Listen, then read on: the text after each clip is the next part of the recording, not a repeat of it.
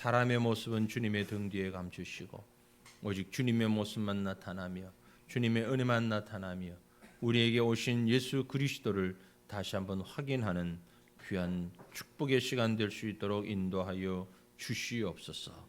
걸어가신 주 예수님 이름으로 기도 올리옵나이다. 아멘. 2019년 금년도 이제 마지막 달 20여일밖에 남지 않았습니다. 한 3주 정도 지나면 2020년이 새롭게 다가옵니다. 세월이 참 빠르다 하는 것을 느낍니다. 어떤 분이 50대에는 시속 50km, 70대는 시속 70km로 달리는 것 같다라고 말씀을 하신 그 얘기가 점점 실감이 나고 있습니다.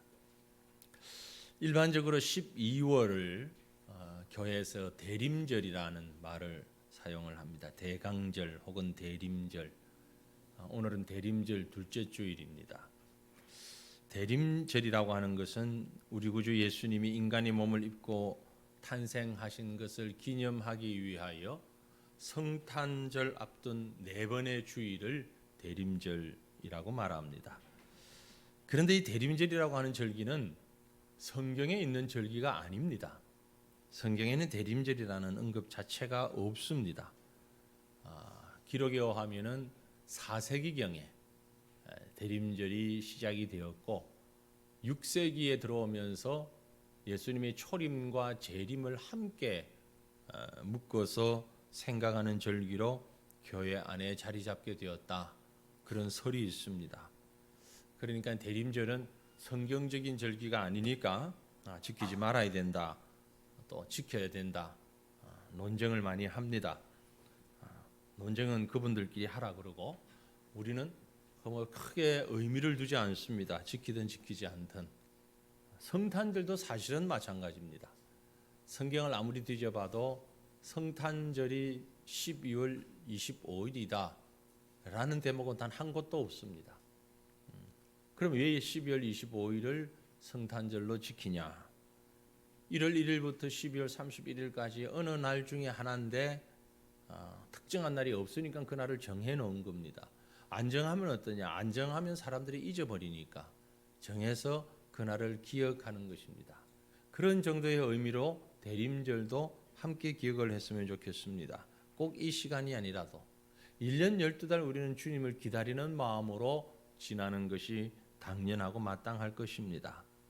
중요한 것은 언제 어떻게 그 절기를 지키는가 하는 것보다는 성경이 얘기하고 있는 절기가 아니라면 우리는 그 절기를 통해서 우리에게 주시는 의미를 새기는 것이 중요하다 생각을 하고 성탄절을 앞두고 우리가 주님의 오심에 대해서 다시 한번 마음을 가다듬는 그런 시간이 되었으면 좋겠다라는 생각을 합니다. 분명한 것은 성탄은 우리의 믿음에 있어서 출발이 되는 기초가 되는 매우 중요한 사건이라고 하는 것입니다. 그러므로 12월 혹은 이 성탄의 절기, 대림절의 절기 때문이 아니라 우리의 일상이 늘 예수님의 오심을 주목하고 기뻐하고 찬양하는 삶이 되어야 할 것입니다. 매년 성탄절이 될 때마다 가슴 아프게 느끼는 것은 많은 사람들이 성탄의 진정한 의미를 모르고 그저 예수님과는 전혀 상관없는 잘못된 성탄 분위기에 빠져들어가고 있다라는 것입니다. 엊그제 금요일날 금요 기대를 다 마치고 집에 가기 위해서 내려가는데 7번 출구 전철역에서 한 무리의 남자들이 나오면서 술이 그나하게 되어서 비틀거리면서 부르는 노래가 내게 강 같은 평화 할렐루야 그러는데 막 한참 됐어요. 도대체 무슨 평화를 어디서 받았는지 참 마음이 그랬습니다. 안타깝죠. 하나님이신 예수님이 인간의 몸을 입고 이 땅에 오신 그날이 성탄인데 당연히 이 땅에 오신 예수님을 축하하고 감사하고 그 의미를 새겨야 하는데 실상은 그렇지 못하다라는 거죠. 금년에도 예외 없이 11월 되면서 벌써 백화점, 상가, 심지어 아침 뉴스를 보니까 청계천 그 고랑에도 성탄 분위기를 내면서 어떻게 하면 사람들을 끌어당기고 좀 더 매상을 올리고 마음을 좀 업시킬 수 있을까를 애를 쓰는데 정작 교회는 조용하다라는 것입니다. 여러분, 사랑하는 우리 성도들이여, 이제 2019년 한 해를 한 달도 채 남겨놓지 않은 이 상태에서 우리가 어떻게 해야 우리 교회가, 우리 성도들이 성탄을 바르게 준비하고 바르게 맞이할 수 있겠습니까? 오늘 우리는 말씀을 보면서 성탄을 잘 준비할 수 있기를 바랍니다. 성탄을 준비해야 합니다. 장식으로서가 아니라, 불빛으로서가 아니라, 선물로서가 아니라 바로 이렇게 성탄을 준비해야 합니다. 가장 먼저 우리가 준비해야 될 것은 뭐냐면 예수 그리스도가 누구이신가 라는 사실을 분명히 정리하고 또 마음에 확정을 해야 한다는 것입니다. 여러분, 예수님이 누구십니까? 세례문답을 할 때가 되면 제가 어김없이 묻는 질문이 있습니다. 당신에게 예수님은 누구십니까? 예수님이 누구십니까? 일방적으로 물으면 모범 답안을 얘기합니다. 하나님의 아들이시고 우리를 위해서 이 땅에 오셨고 십자가를 지셨고. 그런데 당신에게 예수님이 누구십니까? 한번 생각해 보시길 바랍니다. 우리는 신앙의 대상이고 주체이신 예수님, 그분이 누구이신가에 대해서 깊이 생각하지 않을 때가 너무나 많습니다. 성경은 예수님이 누구라고 정의하고 있습니까? 우리가 잘 아는 베드로의 입을 통하여서 마태복음 16장 16절에 아주 선명하게 정리했습니다. 주는 그리스도시요 살아계신 하나님의 아들입니다. 믿습니까? 예수님이 누구십니까? 예수님이 누구십니까? 그리스도시요 살아계신 하나님의 아들이십니다. 그리스도라는 말은 그의 존재 자체가 처음부터 오늘 요한복음이 얘기하고 있는 것처럼 태초부터 계신 분이다 라는 같은 고백입니다. 태초부터 계신 분인데 더 나아가 만물의 창조주로서 존재하신 분이라고 선언하고 있는 거죠. 다른 표현으로 말하자면 신성을 가지신 하나님이시고 참 사람으로 세상에 오셨으나 그는 참 하나님이시다 라는 겁니다. 여러분에게도 예수 그리스도는 하나님이십니까? 여러분에게도 예수님은 사람으로 오신 참 하나님이심을 믿으십니까? 우리가 이 사실을 분명히 마음에 확인해야만 합니다. 혹시라도 아직도 우리 성도들 가운데서도 예수님을 훌륭한 선생님, 성자 중에 한 사람 그렇게 생각하는 분 안 계시겠죠? 만약 계시다면 빨리 그 생각을 이 시간 바로 정리하시길 바랍니다. 예수님은 성자가 아닙니다. 스가모니, 공자, 마호메트 같은 그런 성자 아닙니다. 예수님을 훌륭한 지도자, 선생님 아닙니다. 예수님은 성인이 아니라 나의 구주이십니다. 그리고 하나님의 아들이신 것을 믿으시길 바랍니다. 우리 같이 합시다. 예수님은 그리스도이시며 나의 구주이시며 살아계신 하나님이십니다. 믿습니까? 예수님은 여러 모양으로 비유됩니다. 어떤 곳에는 목자라고 얘기하고 또 어떤 곳에서는 생명의 떡이라고 말하기도 하고 어떤 곳에서는 반석이라고도 하고 방패라고도 하고 지혜라고도 하고. 그런데 오늘 본문 말씀에 보면 크게 두 가지를 얘기합니다. 예수님이 누구신가? 나의 그리스도이신데, 나의 살아계신 하나님의 아들이신데 나에게 어떤 분이신가? 우리에게 어떤 분이신가? 본문은 두 가지를 말합니다. 하나는 말씀이라고 합니다. 예수님은 말씀이다.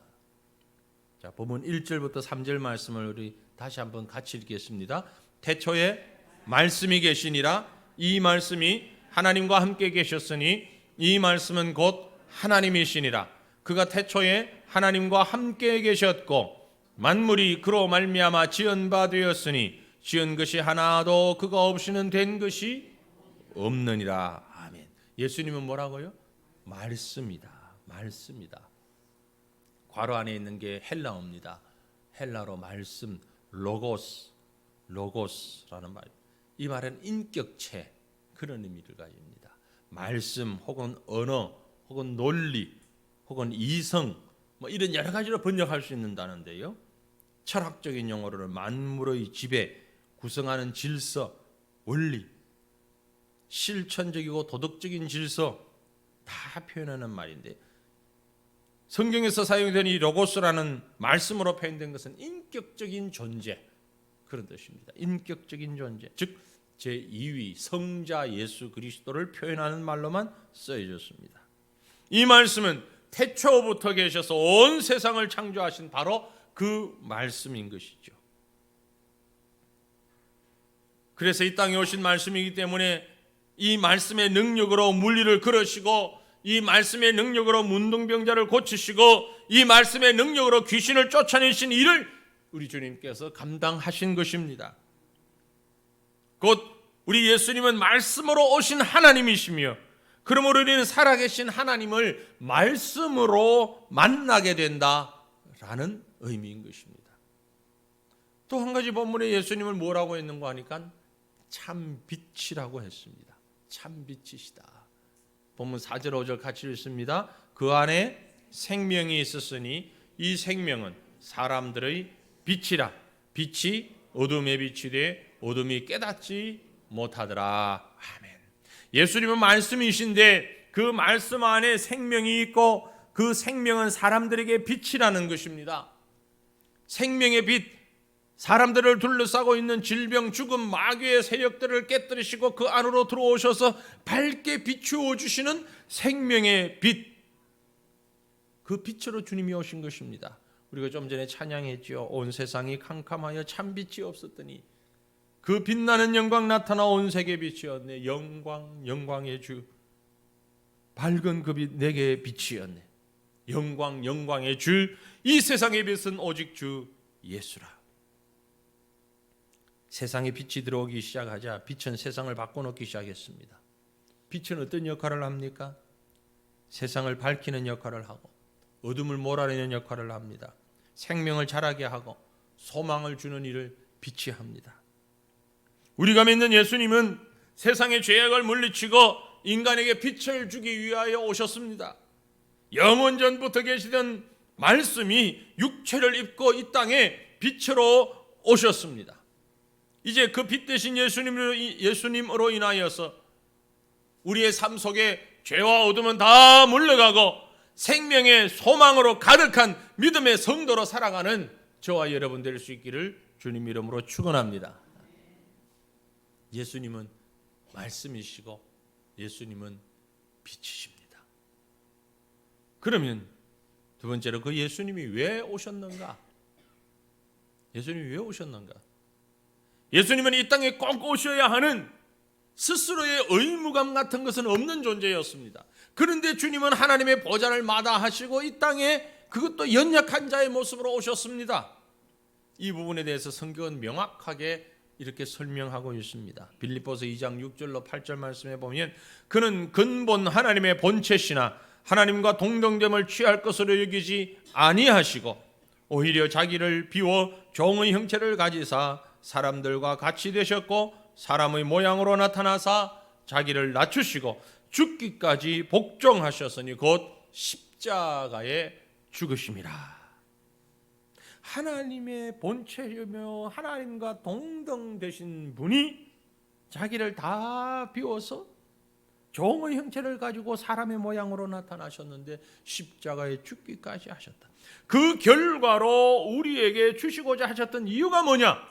왜 주님이 이렇게 하나님의 보좌를 버리고 이 땅에 오셨는가? 그 이유를 이어지는 9절로 11절에 이렇게 말씀합니다. 같이 읽어보지요.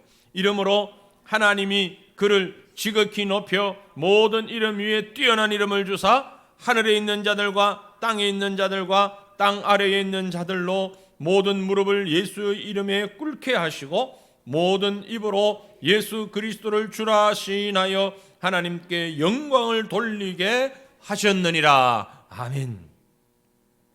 주님이 오신 이유가 바로 여기 이렇게 기록되어 있습니다. 하늘에 있는 자들과 땅에 있는 자들과 땅 아래에 있는 모든 자들이 예수의 이름 앞에 무릎을 꿇게 하시고 모든 입으로 예수 그리스도를 주라 시인하고 하나님 아버지께 영광 돌리게 하시기 위하여 이 땅에 오셨다. 오늘 본문 말씀으로 돌아가면 이 세상은 그리스도 없이는 어둠에 갇혀 생명력을 상실한 상태였다고 말합니다. 빛이 어둠에 빛이 되어 어둠이 깨닫지 못하였다. 이어서 9절은 참빛 곧 세상에 와서 각 사람에게 비추는 빛이 있었다. 어둠 가운데 있는 세상을 향하여서 주님이 빛으로 오셨다라는 겁니다. 세상이 어느 정도로 어두웠느냐, 어느 정도로 캄캄했느냐, 캄캄하고 어두우면 뭐가 뭔지 구분을 못합니다. 어느 정도로 어두웠느냐, 본문 11절에 자기 땅에 오매 자기 백성이 영접하지 아니할 정도로 어두웠다. 하나님의 백성들에게 오셨는데 하나님의 백성들이 그 하나님을 몰라볼 만큼 어두웠다. 캄캄해서 깨닫지 못하였다. 지금 우리가 살고 있는 이 시대가 바로 이런 시대가 아닙니까? 성탄을 맞으면서 크리스마스를 맞으면서 크리스마스가 왜 있는지, 성탄이 왜 있는지, 예수 그리스도가 왜 있는지 모릅니다. 과천의 그레이스 호텔 앞에 성탄 트리가 서 있죠. 금년에 성탄 트리를 세우면서 목사님들이 와 신난다 한 게 있어요. 위에 십자가 달았다. 너무나 당연한 얘기인데 그동안 십자가를 못 달았어. 별만 달았어요. 그게 무슨 예수님과 상관이 있습니까? 근데 이번엔 별하고 십자가 같이 달아놨더라고요. 제가 보니까. 별하고 십자가 왜 같이 다는지. 십자가만 달아야지. 사람들이요 어둠에 묻혀가지고 뭐가 뭔지를 몰라요. 햇빛을 보지 못하면 어떻게 되는 줄 아십니까? 우울증에 걸립니다. 현대인들이 우울증이 많은 이유가 바깥 활동이 적기 때문에 큰 요인 중에 하나입니다. 겨울이 긴 캐나다나 북유럽의 사람들이 우울증이 많다 그래요. 겨울이 길기 때문에 햇빛을 보는 시간이 짧아요. 그래서 햇빛이 나기만 하면은 그 사람들은 우통 훌러덩 벗고 옥상이든 어디든 막 침대 깔고 누워 있잖아요. 살기 위해서 그러는 거예요. 몸매 자랑하는 게 아니고 햇빛을 받아야 사니까. 육체적 건강만이 아닙니다. 영적으로도 우리가 하나님의 빛을 받지 못하면 영적 우울증에 걸리게 되는 거예요. 현대 많은 성도들이 영적인 우울증에 걸려서 영적인 질병 가운데 있는 자들이 얼마나 많은지 모릅니다. 그래서 늘 감사와 기쁨 대신 짜증과 불평으로 가득 차게 되고 화해와 관용과 용서 대신에 분쟁과 갈등으로 조용할 날이 없는 이유가 영적인 우울증에 걸려있기 때문이에요. 그리스도에게 노출되지 못하고 자기 자신의 영광에 세상적인 것에 다 노출되어 있기 때문에 그러한 것입니다. 그런 자들을 향하여서 주님이 오셨습니다. 오늘 본문 14절에 말씀이 육신이 되어 우리 가운데 거하심에 우리가 그의 영광을 보니 아버지의 독생자의 영광이요 은혜와 진리가 충만하더라. 사랑하는 성도들이요 은혜와 진리가 충만하시기를 바랍니다. 독생자의 영광과 은혜가 진리가 충만하시기를 바랍니다. 그러기 위해서는 말씀의 빛 앞에 노출되어야 하는 것이에요. 말씀이 하나님이십니다. 다시 반복합니다. 빛은 생명을 주며 생명을 유지시킵니다. 예수님도 그렇습니다. 빛이 없는 세상을 한번 상상해 보시길 바랍니다. 아예 존재할 수가 없는 거죠. 영적으로도 마찬가지입니다. 주님이 없는 세상은 존재해도 아무 의미가 없는 겁니다. 오늘날이 춥지요. 오랜만에 겨울다운 겨울들이 며칠 계속됩니다. 그런데 추운 겨울이 오는 이유가 뭡니까? 지구가 태양하고 약간 돌아가서 등을 돌리고 있기 때문에 그렇습니다. 우리가 사는 이 지역이 약간 태양에서부터 멀어져 있기 때문에 그 거리가 조금밖에 안 되지만 또 조금 가까우면 우리는 더워 죽겠다고 여다니. 빛은 우리에게 많은 에너지를 줍니다.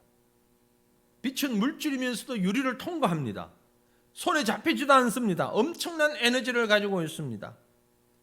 빛이 나가는 속도가 진공 상태에서는 초속 30만 킬로미터라고 그래요. 말로 표현 안 되는 엄청난 속도로 나아갑니다. 어떤 분이 그런 질문을 했어요.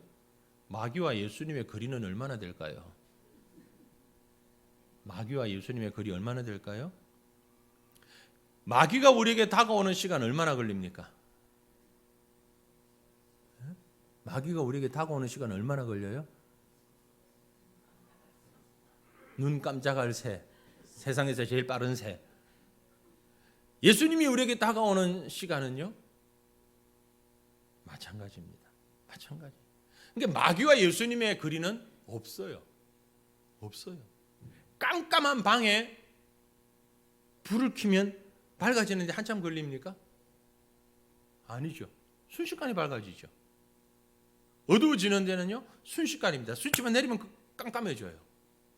빛과 어둠의 거리는 아주 순식간입니다. 거리가 없어요. 마귀가 우리에게 오는 시간도 순식간입니다. 마귀는 결코 저 멀리에서부터 천천히 우리에게 다가오지 않습니다. 그리스도의 빛이 우리에게 비치는 것도 마찬가지입니다. 연말이 되면 많은 사람들이 정말 어리석은 얘기를 합니다. 천천히 하죠. 차근차근 할게요. 그 말은 하기 싫습니다. 안 할게요 라는 말이에요.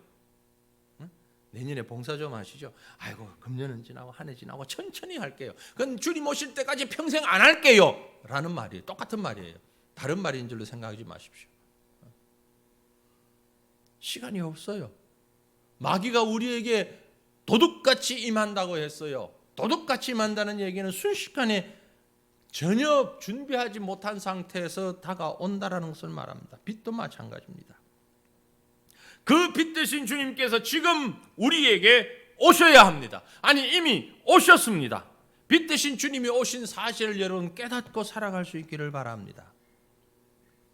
빛이신 주님, 가짜 빛이 아니고 참 빛이십니다. 지금 우리가 보고 있는 이 빛은 다 가짜 빛입니다.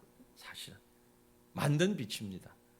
그러나 주님이 우리에게 오신 그 빛은 만든 빛이 아닌 진짜 빛으로 이 땅에 오신 것입니다. 성탄은 바로 빛 되신 주님께서 오셔서 세상을 밝히기 위하여서, 생명을 주시기 위하여서 말씀이 육신이 되어 이 땅에 오신 사건, 그게 바로 성탄입니다.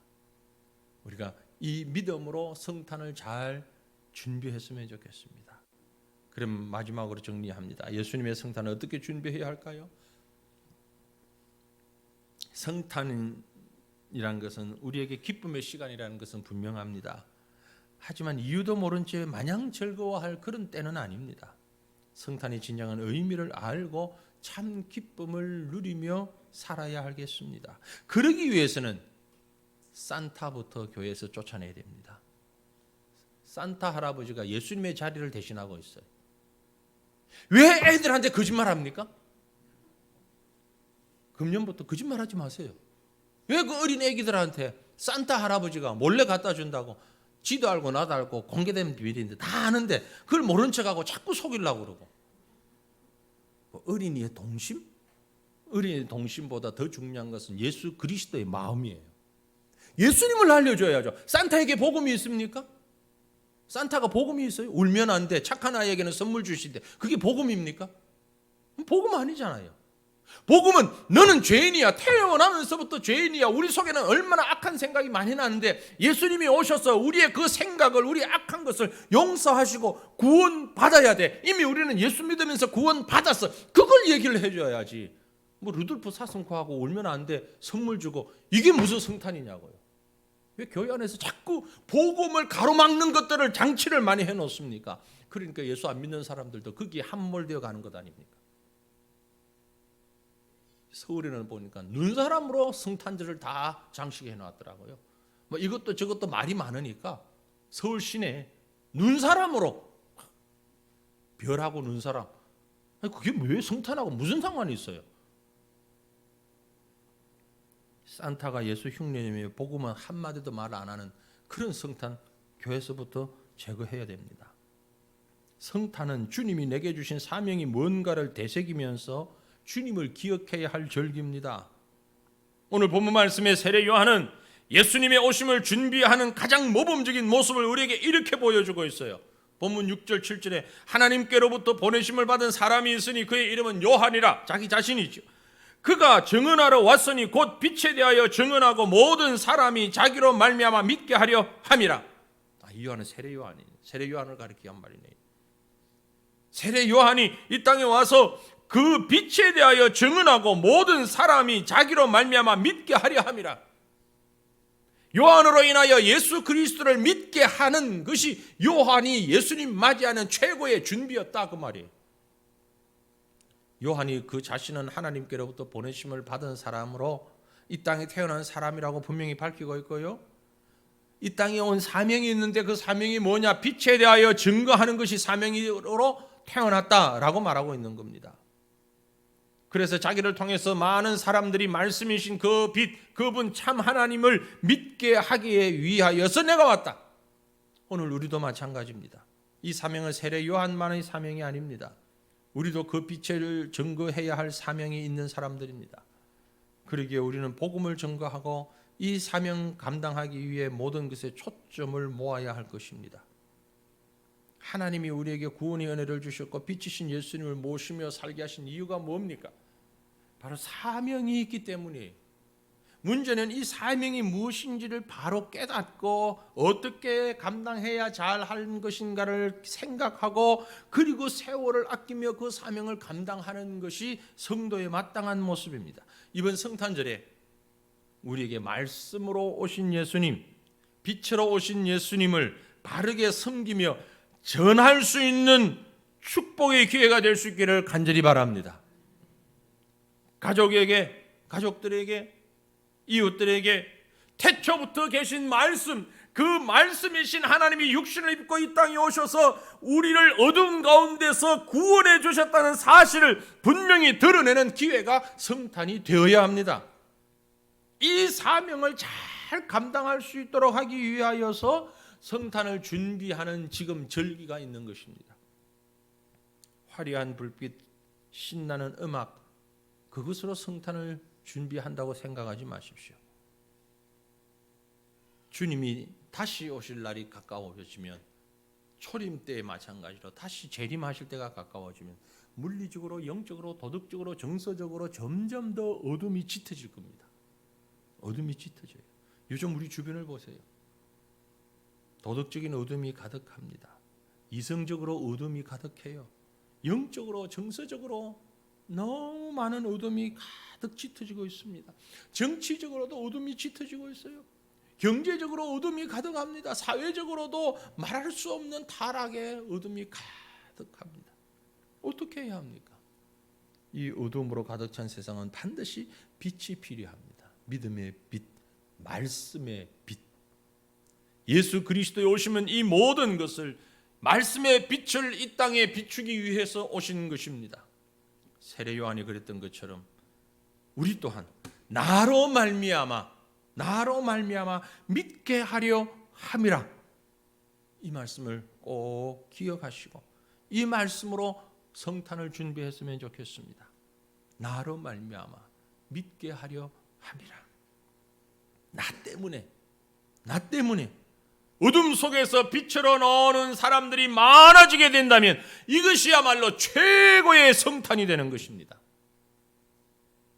눈에 보이는 물질적인 불꽃 축제가 아니라 영혼이 구원받고 주님께로 돌아오는 믿음의 불꽃 축제를 준비할 수 있기를 바랍니다. 2019년 성탄은 우리 각자가 있는 그곳에서 영혼 구원이라는 믿음의 축제 신나게 열어가는 그런 은혜가 넘치는 진정한 성탄이 함께 하실 길을 주님의 이름으로 축원합니다. 우리 함께 기도하겠습니다. 통성으로 기도하기 원합니다. 빛으로 오신 주님, 말씀으로 오신 주님, 그 주님을 찬양합니다. 만물의 창조자이신 주님께서 피조물의 모습으로 입고 이 땅에 오셨습니다. 그것은 어둠 가운데 있는 이 땅을 밝히시고 구원하시기 위함이고 우리에게 이 귀한 사실을 알리라고 사명을 주셨는데 하나님 그 사명 감당할 수 있는 근본 성탄이 되게 하옵소서. 간절한 마음으로 통성으로 먼저 하나님 앞에 기도하십시다.